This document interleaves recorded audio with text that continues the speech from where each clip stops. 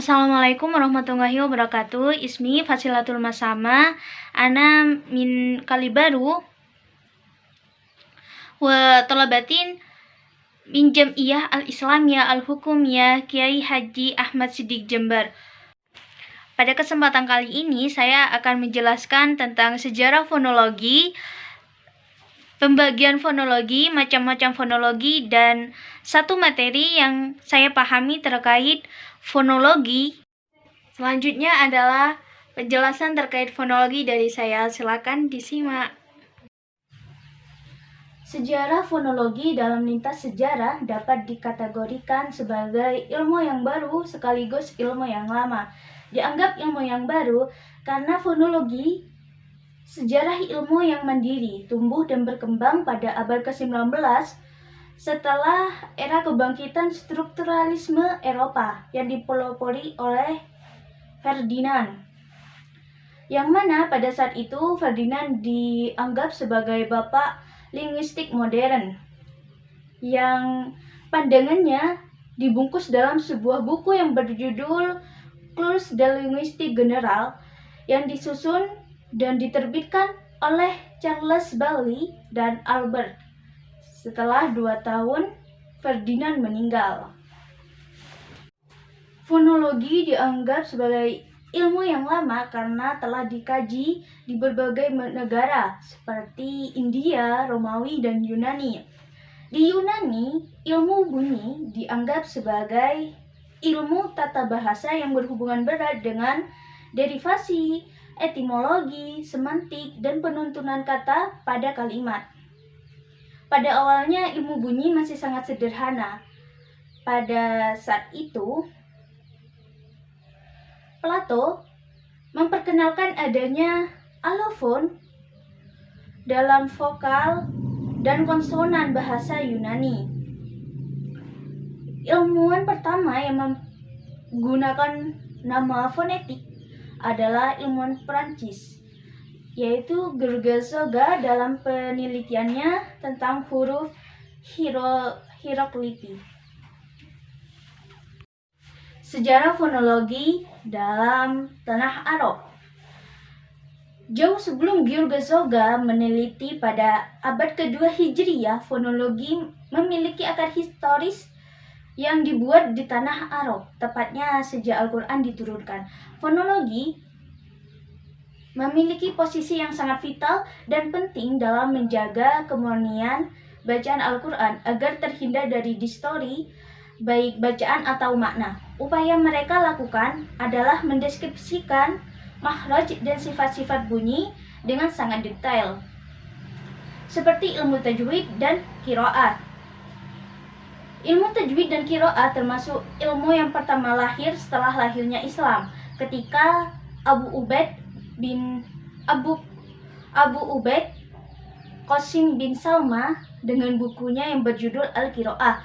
Kemudian disusul oleh Musa bin Abdullah bin Yahya Al-Haqqani dengan meluncurkan kumpulan syair yang diberi nama dengan Qasidah Al-Haqqani yang berisikan bunyi-bunyi Al-Quran. Belum lagi dengan Khalil bin Ahmad Al-Farahidi yang menyusun kamus dengan sistem bunyi Nidam As-Saud.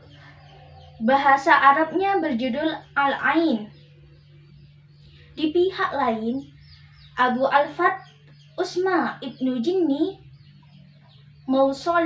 Al-Mausoli dalam bukunya telah memperkenalkan organ-organ bicara, makhraj, sifat-sifat bunyi, vokal panjang dan pendek, dan berbagai fonema bunyi tebal maupun tipis dan qalqalah dalam bukunya yang berjudul Sirru Sina'at Al-I'rab. Selanjutnya adalah apa itu fonologi. Menurut Kamus Besar Bahasa Indonesia, fonologi berarti ilmu yang mempelajari bunyi suara, khususnya terkait dengan sejarah dan teori pertumbuhan bunyi.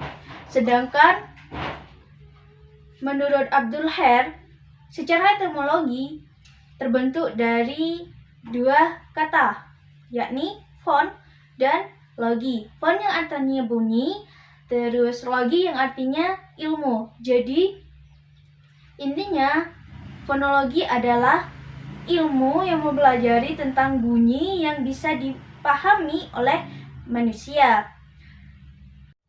Pembagian fonologi itu ada dua. Yang pertama adalah fonetik, yang kedua adalah fonemik. Macam-macam fonetik itu ada tiga. Yang pertama, fonetik artikulatoris. Yang kedua, fonetik akuistik. Yang ketiga adalah fonetik auditoris. Selanjutnya, saya akan menjelaskan terkait materi yang saya pahami. Baik, arti kata fon adalah bunyi bahasa, sedangkan alofon adalah macam-macam bunyi bahasa. Alofon itu dibagi menjadi dua. Yang pertama itu ada alofon tam, yang kedua adalah alofon bebas.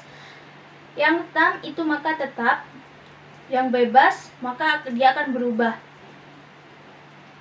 Seperti logat itu termasuk logat Jawa, logat Bali, dan logat semacamnya itu termasuk pada alofon bebas. Baik, arti kata fonim yakni adalah komponen bahasa terkecil yang menyebabkan perbedaan pada makna.